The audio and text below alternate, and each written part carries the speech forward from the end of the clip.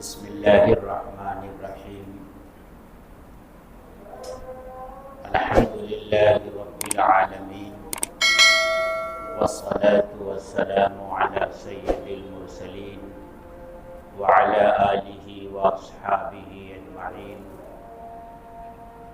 اما بعد فاعوذ باللہ من الشیطان الرجیم بسم اللہ الرحمن الرحیم وَلَهُنَّ مِثْلُ الَّذِي عَلَيْهِنَّ بِالْمَعْرُوفِ وَلِلرِّجَالِ عَلَيْهِنَّ دَرَجَةٌ وَاللَّهُ عَزِيزٌ حَكِيمٌ وقال تبارك وتعالى في موضع آخر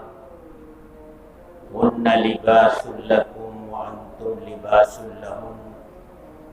صدق الله العظيم۔ محترم بزرگوں اور دوستوں،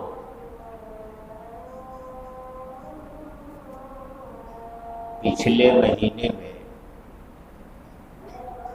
23 تاریخ کو بھیونڈی کی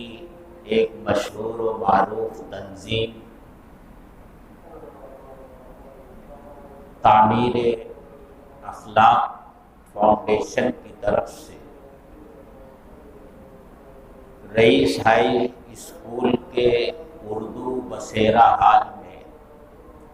ایک مذاکرہ رکھا گیا تھا جس کا عنوان تھا بھیونڈی میں طلاق کی بڑھتی ہوئی شرح، اس کے اسباب اور ان کا حل۔ اس مذاکرے میں میں بھی شریک تھا اور شہر کے مختلف دارالافتاء کے مفتیان اور دارالقضاء کے قاضی اور کئی ایک ایڈوکیٹ حضرات بھی شریک تھے، اور اس کے ساتھ ساتھ بھیونڈی میں چلنے والے بڑے بڑے اسکول اور کالج کے پرنسپل حضرات بھی شریک تھے۔ اس موضوع پر لوگوں نے اپنے اپنے خیالات کا اظہار فرمایا۔ طلاق کی شرح کیوں بڑھتی جا رہی ہے، طلاق کثرت سے کیوں ہو رہی ہے، اس کے اسباب کیا ہیں اور اس کی روک تھام کیسے ہو، اس موضوع پر لوگوں نے اپنی اپنی رائے پیش کی۔ جو چیز کھل کر سامنے آئی اور جس کو سب سے بڑا سبب بتایا گیا وہ موبائل کا غلط استعمال۔ موبائل کا غلط استعمال یہ طلاق کا سبب بن رہا ہے، گھر گھر میں میاں بیوی کے درمیان جھگڑے کا باعث بن رہا ہے، اور نتیجتاً طلاقیں ہو رہی ہیں۔ ایک کالج کے پروفیسر نے یہ بتایا کہ عام طور سے یہ ہوتا ہے کہ جب کوئی لڑکی اپنے سسرال جاتی ہے اور وہاں جانے کے بعد وہ تنہائی میں بیٹھ کر موبائل پر گفتگو کرتی ہے، اور پھر اس کے سسرال میں رہنے والا کوئی آدمی، اس کی ساس، اس کی نند یا کوئی اور رشتہ دار جب آ جاتا ہے اور اس کے آنے کے بعد وہ گفتگو بند کر دیتی ہے اور موبائل رکھ دیتی ہے، تو چاہے وہ اپنے باپ سے بات کر رہی ہو یا اپنی ماں سے بات کر رہی ہو یا اپنی بہن سے بات کر رہی ہو، لیکن اس کے اس طرح ایک دم سے گفتگو بند کر دینے کی وجہ سے، موبائل رکھ دینے کی وجہ سے یا موبائل کو چھپا دینے کی وجہ سے جو پہنچا ہے اس کے دل میں شک بیٹھ جاتا ہے، اس کے ذہن میں شک آ جاتا ہے کہ پتہ نہیں یہ کس سے گفتگو کر رہی تھی، دوسری طرف کون تھا۔ پھر یہ باتیں اس گھر میں چرچے میں آتی ہیں، شوہر کے کانوں تک پہنچتی ہیں، پھر شوہر کے دل میں، اس کے ذہن میں بھی شکوک اور شبہات پیدا ہونے لگتے ہیں، اور پھر یہی غلط فہمی بڑھتے بڑھتے طلاق تک پہنچ جاتی ہے، جھگڑے شروع ہو جاتے ہیں اور طلاق تک نوبت پہنچ جاتی ہے۔ اور کبھی ایسا بھی ہوتا ہے کہ شادی سے پہلے اگر لڑکا کسی اجنبی عورت سے گفتگو کرتا رہا ہے اور اتفاق سے اس کی بیوی کے ہاتھ اس کا موبائل لگ گیا اور اس نے اس میں دیکھا کہ یہ تو فلاں عورت سے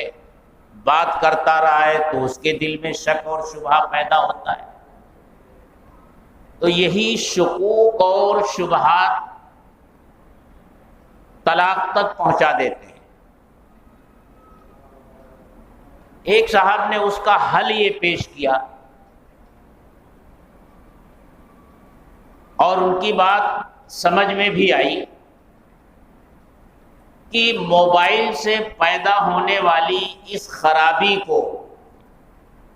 دور کرنے کا ایک راستہ ہے۔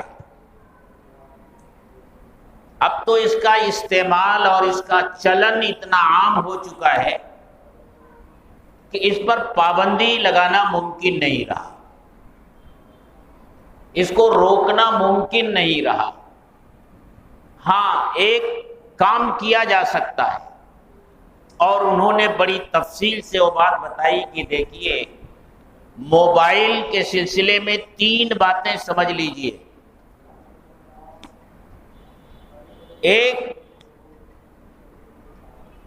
اس کی حفاظت ہوتی ہے، یعنی موبائل گر نہ جائے، گر کر ٹوٹ نہ جائے، تو اس کی حفاظت کے لیے اس موبائل پر کور وغیرہ لگایا جاتا ہے، اس کی سیفٹی کی جاتی ہے۔ ایک کام تو موبائل کے سلسلے میں سیفٹی کا ہوتا ہے، اور ایک کام موبائل میں پرائیویسی کا ہوتا ہے۔ ہر موبائل استعمال کرنے والا پرائیویسی چاہتا ہے کہ اس نے جو گفتگو کی ہے وہ کہاں کہاں رابطے کرتا ہے، کن سے باتیں کرتا ہے۔ ہر موبائل استعمال کرنے والا یہ چاہتا ہے کہ اس کا علم اس کے سوا کسی کا نہ ہو، گھر کے کسی فرد کو نہ ہو۔ انہوں نے کہا کہ اگر گھر والے اس پرائیویسی پر کنٹرول کر لیں کہ کسی بھی بچے کے موبائل میں اس کی اپنی پرائیویسی نہ ہو، کسی بچی کے موبائل میں اس کی اپنی پرائیویسی نہ ہو، بلکہ اسے اس بات کا ہر وقت دھڑکا لگا رہے کہ موبائل میں جو کچھ بھی بات کروں گا، اگر لڑکا ہے تو اسے یہ دھڑکا لگا رہے کہ میرا باپ کبھی بھی میرے موبائل کو چیک کر سکتا ہے اور میری سرگرمیوں سے واقف ہو سکتا ہے۔ یا اگر بچی کے پاس موبائل ہے تو اسے یہ دھڑکا لگا رہنا چاہیے کہ کبھی بھی میری ماں میرے موبائل کو چیک کر سکتی ہے، اور میری سرگرمیاں کیا ہیں، میں کس سے بات کرتی ہوں، میرا رابطہ کن لوگوں سے ہے، میری ماں بھی واقف ہو سکتی ہے، کبھی بھی میرے موبائل کو چیک کر سکتی ہے۔ یہ پرائیویسی اگر موبائل سے ختم ہو جائے تو موبائل کے ذریعے ہمارے معاشرے میں جو فتنہ پھیل رہا ہے وہ کافی حد تک کنٹرول میں آ جائے گا۔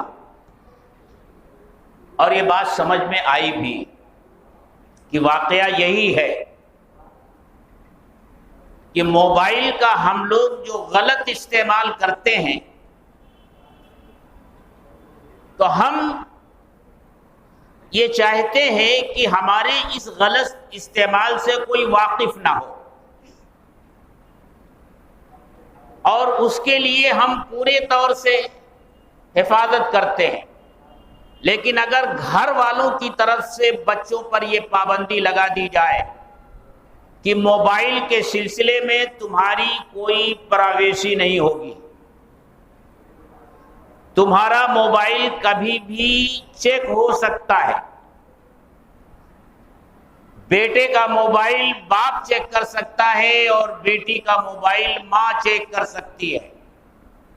تو موبائل کے ذریعے جو یہ خرابیاں پیدا ہو رہی ہیں یہ ختم ہو جائے۔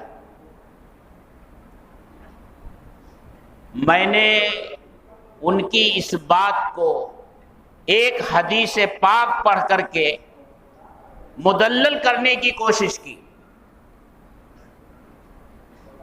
کہ اولاد کی تربیت کے سلسلے میں ماں باپ کی یہ ذمہ داری ہوتی ہے کہ وہ گھر کا ماحول اس طرح بنائیں کہ اولاد کبھی والدین کی طرف سے بے فکری کا شکار نہ ہو جائے کہ میرا باپ یا میری ماں میرے بارے میں کچھ نہیں کہیں گے، کچھ نہیں کریں گے، بلکہ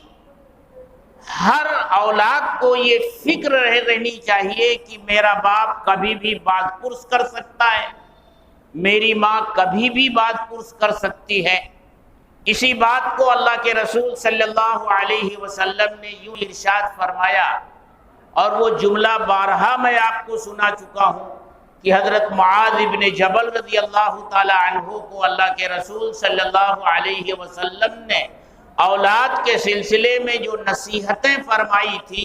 ان میں ایک نصیحت یہ بھی تھی وَلَا تَرْفَعْ عَنْهُمْ عَصَاكَ أَدَبًا، کہ اپنی اولاد کے اوپر سے اپنا ڈنڈا کبھی مت اٹھانا، اپنا ڈنڈا ہمیشہ اپنے ہاتھ میں رکھنا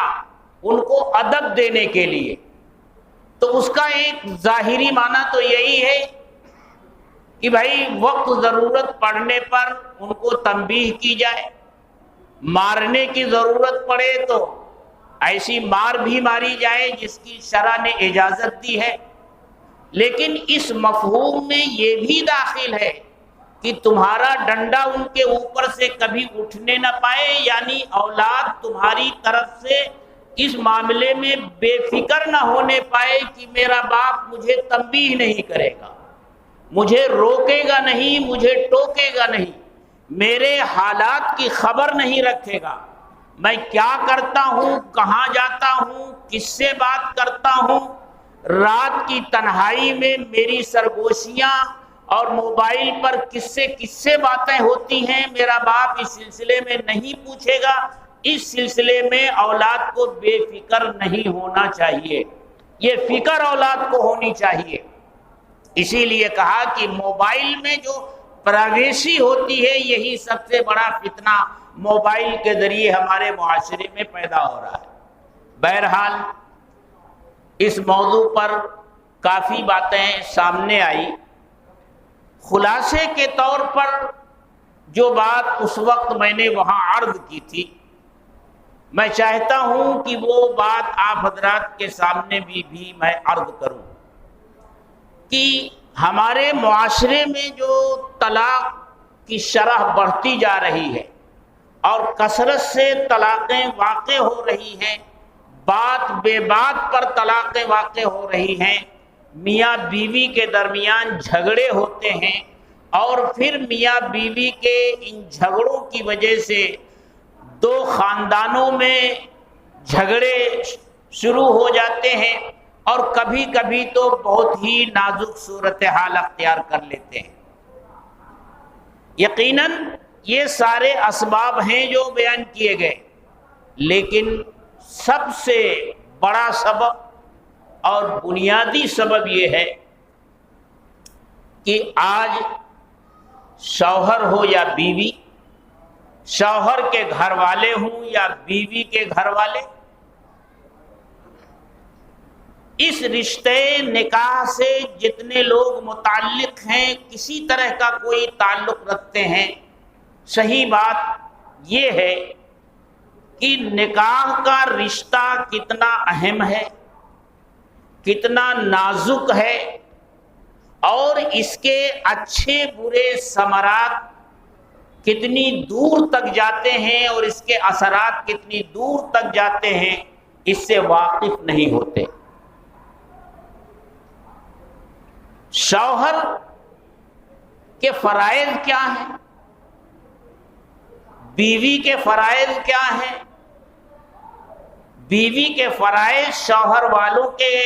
شوہر کے گھر والوں کے ساتھ کیا ہیں،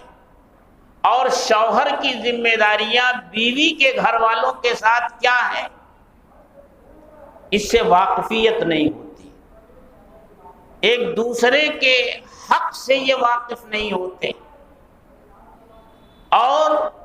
اسی واقفیت نہ ہونے کی بنیاد پر غلط فہمیاں بھی پیدا ہوتی ہیں، شوہر کی طرف سے بھی زیادتیاں ہوتی ہیں اور بیوی کی طرف سے بھی زیادتیاں ہوتی ہیں۔ عام طور سے یہ سمجھا جاتا ہے کہ جہاں کہیں زوجین کے اور میاں بیوی کے درمیان جھگڑا ہوتا ہے، وہاں ظالم شوہر ہوتا ہے اور مظلوم بیوی ہوتی ہے،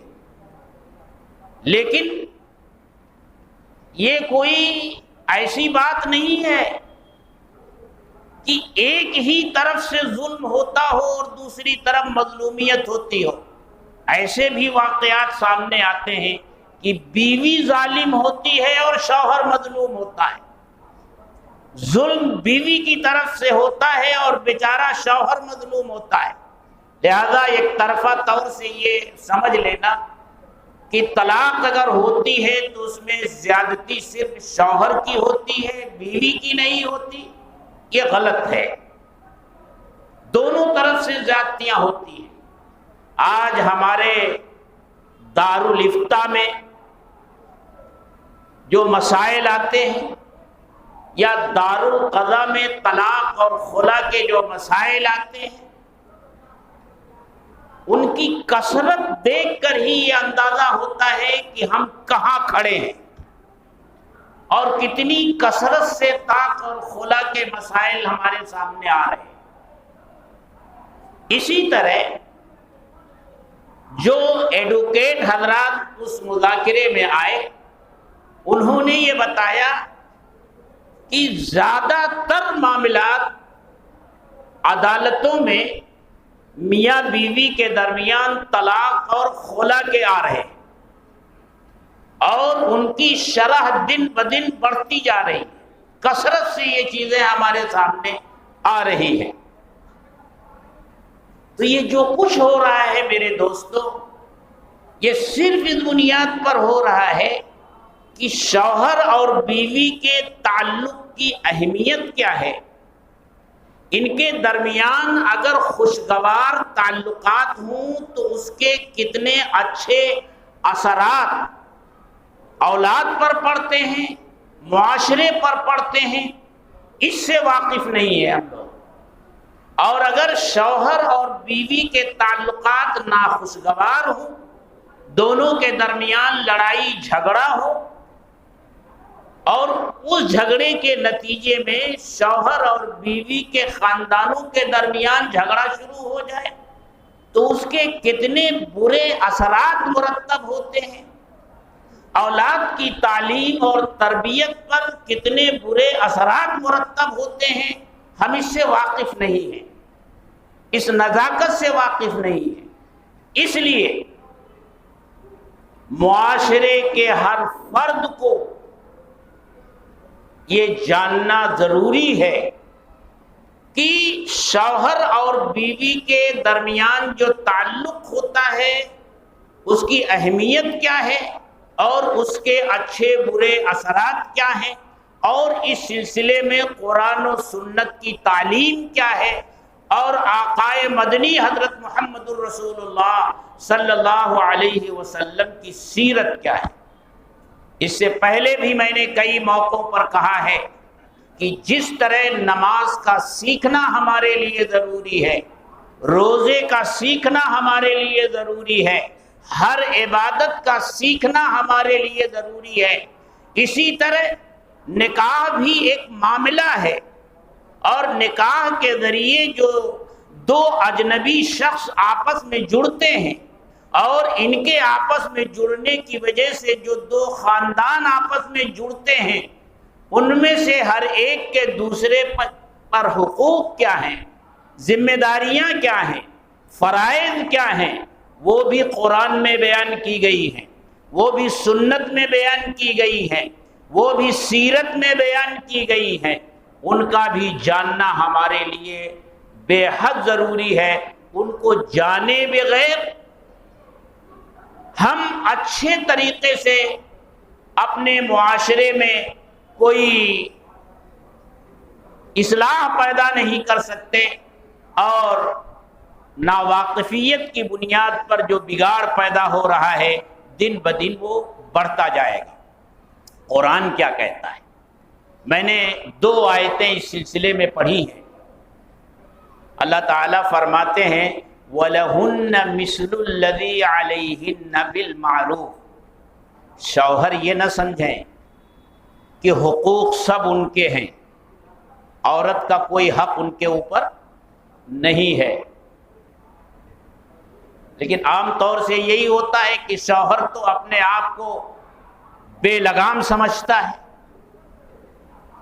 وہ یہ سمجھتا ہے کہ میں اس کا حاکم ہوں، اس کا مالک ہوں، یہ میری غلام ہے۔ لیکن قرآن کیا کہتا ہے؟ وَلَهُنَّ مِثْلُ الَّذِي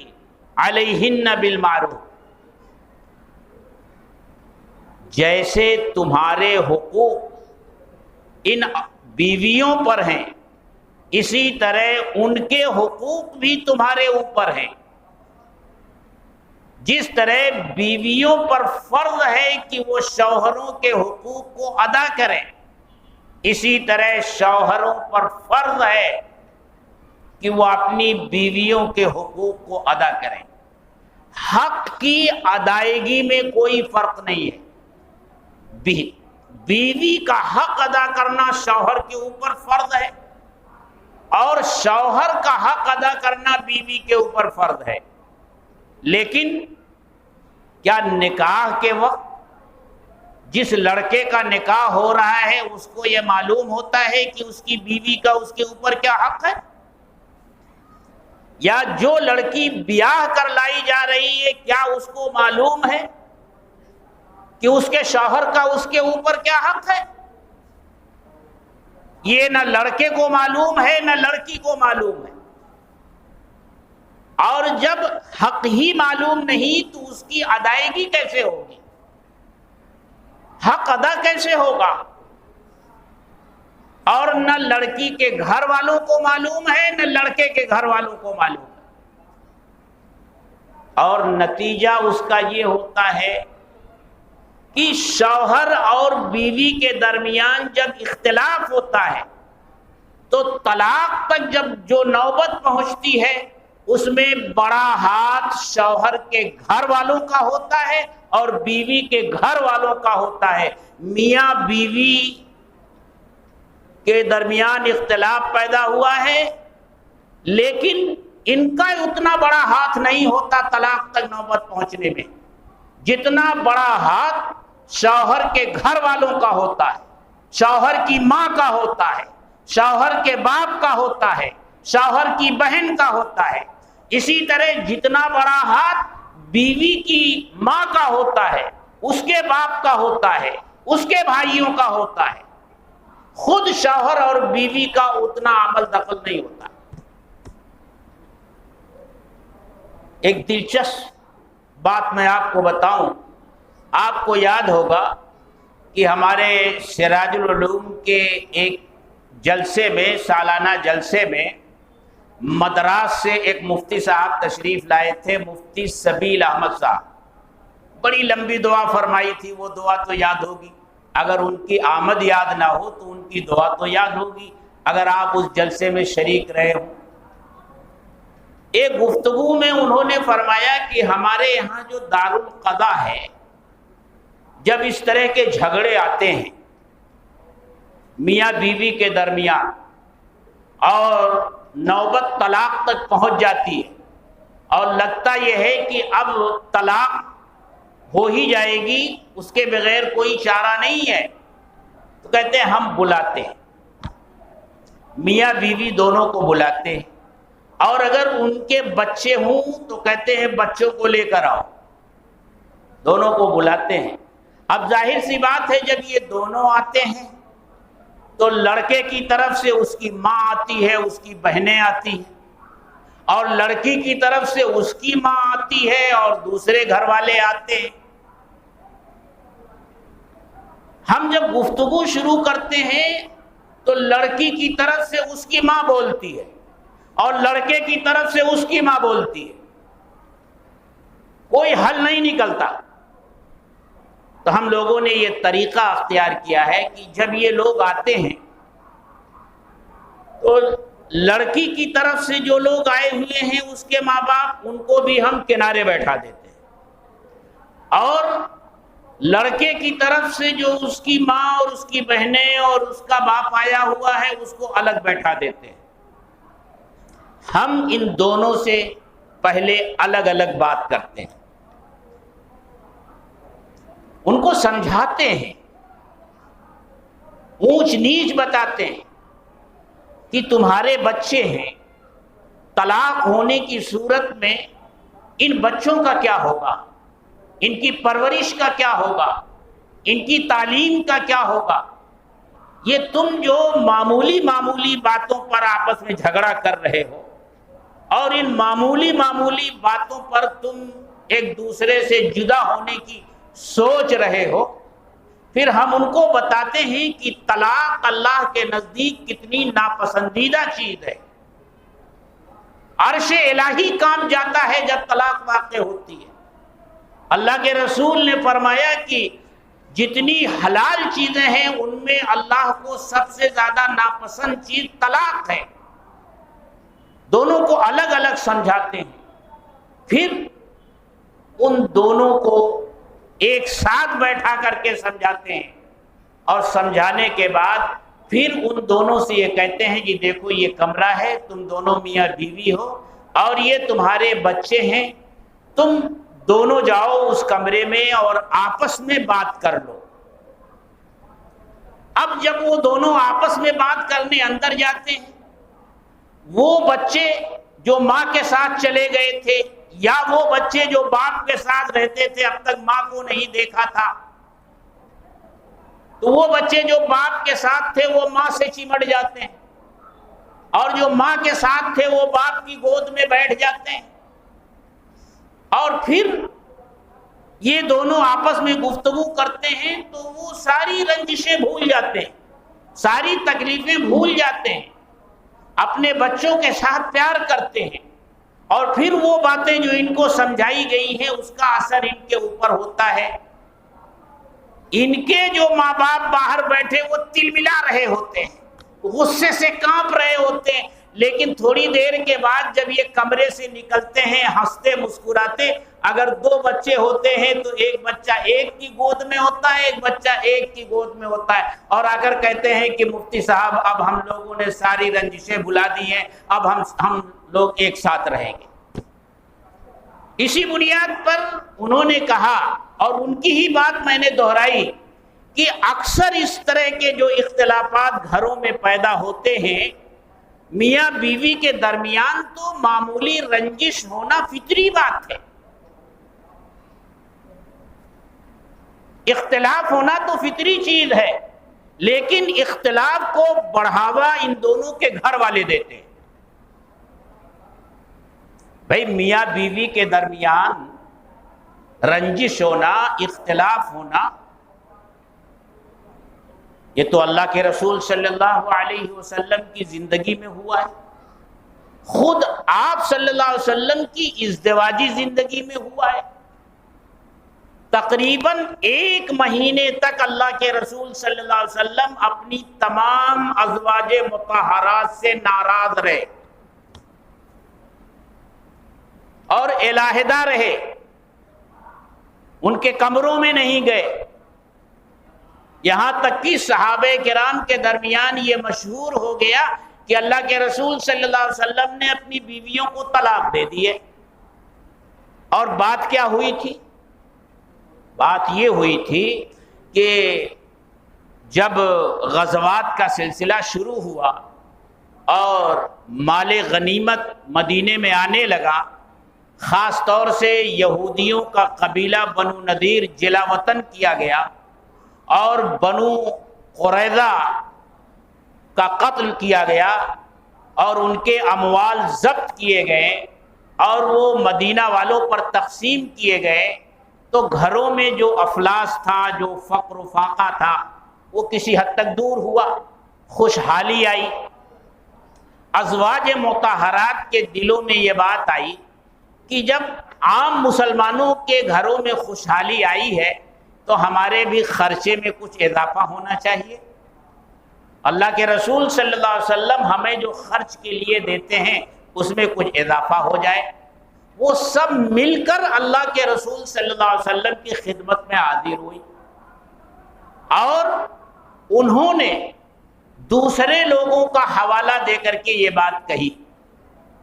خاص طور سے قیصر و کسریٰ کی بیویوں کا حوالہ دے کر یہ بات کہی کہ ان کے ہاں کیسی فراخی ہے، اب تو ہمارے ہاں بھی خوشحالی آ رہی ہے تو ہمارے نفقے میں اضافہ کر دیا جائے۔ یہ چیز اللہ کے رسول صلی اللہ علیہ وسلم کو پسند نہیں آئی اور ناراضگی کی وجہ سے آپ نے ان سے علیحدگی اختیار کر لی اور تقریباً 1 مہینے تک الگ رہے۔ جب صحابہ کے درمیان یہ بات پھیلی تو خاص طور سے وہ لوگ جن کی بیٹیاں یا جن کے رشتے کی عورتیں اللہ کے رسول کے نکاح میں تھی وہ زیادہ فکر مند ہوئے۔ حضرت ابو بکر صدیق رضی اللہ تعالی عنہ، حضرت عمر فاروق رضی اللہ تعالی عنہ، حدیث میں آتا ہے کہ حضرت ابو بکر رضی اللہ تعالی عنہ تشریف لائے، اجازت مانگی تو اللہ کے رسول نے انہیں اجازت دے دی۔ حضرت عمر فاروق رضی اللہ تعالی عنہ تشریف لائے، اجازت مانگی، انہیں بھی اجازت مل گئی۔ پھر حالات دریافت کیے اور حالات سامنے جب آئے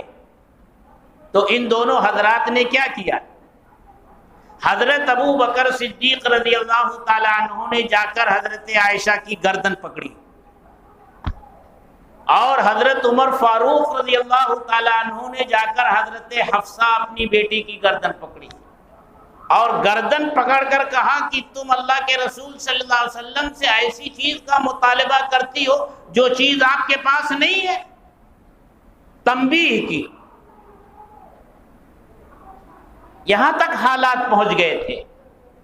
اللہ تعالیٰ نے قرآن میں آیت نازل فرما دی اور اس میں یہ کہہ دیا کہ اے محمد صلی اللہ علیہ وسلم، آپ اپنی بیویوں کو بلا کر کے یہ کہہ دیجئے کہ اگر تم دنیا کی زیب و زینت چاہتی ہو تو آؤ، میں تمہیں دے دلا کر کے رخصت کرتا ہوں،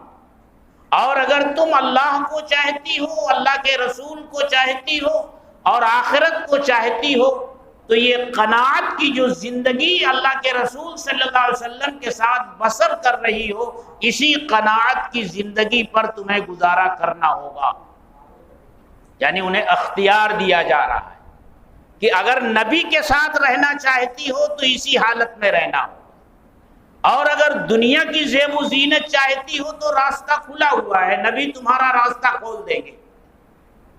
اب اللہ کے رسول صلی اللہ علیہ وسلم دیکھیے اس مسئلے کو کس طرح حل فرماتے ہیں۔ سب سے پہلے حضرت عائشہ صدیقہ کو بلاتے ہیں اور اللہ کی طرف سے آنے والے اس حکم کو سنانے سے پہلے کہتے ہیں عائشہ دیکھو، میں تم سے ایک بات کہنے والا ہوں، لیکن اس کا جواب دینے میں جلدی مت کرنا، اپنے ماں باپ سے مشورہ کر لینا۔ آپ کو یہ فکر ہے کہ کہیں جب عائشہ کے سامنے یہ بات پیش کی جائے تو کہیں وہ اس کا جھکاؤ دنیا کی طرف نہ ہو جائے اور وہ کوئی غلط فیصلہ کر لیں، اسی لیے آپ پیش بندی کے طور پر ان سے فرما رہے دیکھو جو بات میں تم سے کہنے والا ہوں اس میں اس کا جواب دینے میں جلدی نہ کرنا، ماں باپ سے مشورہ کر کے اس کا جواب دینا۔ اور پھر اللہ کے رسول صلی اللہ علیہ وسلم نے حضرت عائشہ صدیقہ رضی اللہ تعالی عنہا کے سامنے وہ بات رکھی تو انہوں نے فوراً کہا کہ اے اللہ کے رسول، کیا یہ کوئی ایسی بات ہے کہ میں اپنے ماں باپ سے مشورہ کرنے جاؤں گی؟ بھلا میں آپ کے مقابلے میں دنیا اور دنیا کی زیب و زینت کو ترجیح دوں گی؟ میں تو آپ کو اختیار کرتی ہوں۔ اللہ کے رسول صلی اللہ علیہ وسلم خوش ہو گئے۔ پھر حضرت عائشہ نے عرض کیا دیکھیے سوکن کا معاملہ، سوکن کے جذبات ان بیویوں کے دلوں میں بھی تھے۔ وہ فرماتی ہیں اللہ کے رسول میرا تو یہ جواب ہے، لیکن آپ اپنی تمام بیویوں کو بلا کر یہی بات پوچھیں گے، میں نے جو جواب دیا ہے میرا جواب ان کو مت بتانا۔ اگر وہ پوچھیں گی کہ عائشہ نے کیا جواب دیا ہے تو میرا جواب ان کو مت بتانا۔ اللہ کے رسول صلی اللہ علیہ وسلم نے ارشاد فرمایا عائشہ اگر وہ پوچھیں گی کہ عائشہ نے جواب دیا ہے، کیا جواب دیا ہے، تو میں کیسے نہیں بتاؤں گا۔ پھر وہی ہوا، ہر زوجہ محترمہ کو الگ الگ آپ بلاتے رہے اور سب نے یہی سوال کیا کہ عائشہ نے کیا جواب دیا، اور جب حضرت عائشہ کا جواب بتایا گیا تو سب نے یہی کہا جو عائشہ کا جواب ہے وہی ہمارا جواب۔ تو اس طرح کے اختلافات تو اللہ کے رسول صلی اللہ علیہ وسلم کی زندگی میں آئے، اور کیوں نہ آتے، آنا ہی چاہیے تھا اس طرح کے اختلافات کو۔ اگر یہ اختلافات نہ آتے تو امتی اپنے میاں بیوی کے درمیان اختلاف میں اگر اپنے نبی کا اسوہ تلاش کرتے تو ان کو کیسے ملتا کہ نبی نے اپنے اور اپنی بیویوں کے درمیان پیدا ہونے والی اس رنجش کو کس طرح دور فرمایا۔ اس سلسلے میں اسوہ کیا ہے نبی کا، نبی کی سنت کیا ہے، نبی کا طریقہ کیا ہے۔ اگر یہ اختلاف نہ پیدا ہوئے ہوتے تو نمونہ کیسے سامنے آتا۔ تو میرے دوستو، سیرت اس پہلو سے بھی پڑھنے کی ضرورت ہے، سمجھنے کی ضرورت ہے کہ اللہ کے رسول صلی اللہ علیہ وسلم کی زندگی ازواج مطہرات کے ساتھ کیسی رہتی تھی۔ ایک صحابی نے حضرت عائشہ صدیقہ رضی اللہ تعالی عنہا سے دریافت کیا کہ آپ یہ بتائیں کہ اللہ کے رسول صلی اللہ علیہ وسلم جب گھر میں ہوتے تھے تو کیا کرتے تھے؟ تو اللہ کے رسول تو حضرت عائشہ صدیقہ رضی اللہ تعالی عنہا نے فرمایا کہ اللہ کے رسول جب گھر میں ہوتے تھے تو گھر والوں کے کام میں ان کی مدد کرتے تھے، گھر والوں کے کام میں ان کی مدد کرتے تھے۔ اب گھر والوں کا کام کیا ہوتا تھا؟ ارے بھئی آٹا گوندھنا ہے تو اللہ کے رسول صلی اللہ علیہ وسلم نے آٹا بھی گوندھا ہے، اپنے کپڑے خود سل لیتے تھے، بٹن خود ٹانک لیتے تھے۔ ایسا نہیں ہوتا تھا کہ اگر دھل کے کپڑا سامنے آیا اور کہیں دھوبی کے ہاں یا گھر میں ہی دھونے میں اس کی کوئی بٹن ٹوٹ گئی اور عین موقع پر شوہر نامدار کو وہ بٹن ٹوٹی ہوئی ملی تو آپے سے باہر ہو جاتے ہیں، تم کو اتنا خیال نہیں کہ یہ بٹن تم نے نہیں ٹانکی۔ اللہ کے رسول صلی اللہ علیہ وسلم اپنی بٹن خود ٹانک لیا کرتے تھے، اپنے جوتے خود سل لیا کرتے تھے، گھر کے کاموں میں اپنی بیویوں کی مدد فرماتے تھے۔ یہ اللہ کے رسول صلی اللہ علیہ وسلم کی گھر کی زندگی تھی۔ تو اگر اللہ کے رسول صلی اللہ علیہ وسلم کی سیرت کے اس پہلو کو ہم اپنے گھروں میں زندہ کریں، اپنے معاشرے میں زندہ کریں، اور میاں بیوی کے درمیان پیدا ہونے والے اختلافات کو اسی خوش اسلوبی سے حل کریں جیسا حل فرمایا کرتے تھے اللہ کے رسول صلی اللہ علیہ وسلم سے، اور اسی طرح کی محبت اور اسی طرح کا تعلق میاں بیوی کے درمیان ہو جیسی محبت اللہ کے رسول صلی اللہ علیہ وسلم اور ازواج مطہرات کے درمیان تھی، تو پھر طلاق کیا؟ اس کی نوبت تو سوچنے کی بات بھی نہیں ہوگی، بلکہ گھر کی زندگی جنت کا نمونہ بن جائے گی، اور اس کے اچھے اثرات ہمارے معاشرے پر، ہماری اولاد کی تعلیم و تربیت پر بھی پڑیں گے۔ اس لیے میرے دوستو، یہ جانکاری ہر ایمان والے کے لیے ضروری ہے کہ شوہر کے کیا حقوق ہیں بیوی پر، اور بیوی کے کیا حقوق ہیں شوہر پر۔ وآخر دعوانا الحمدللہ۔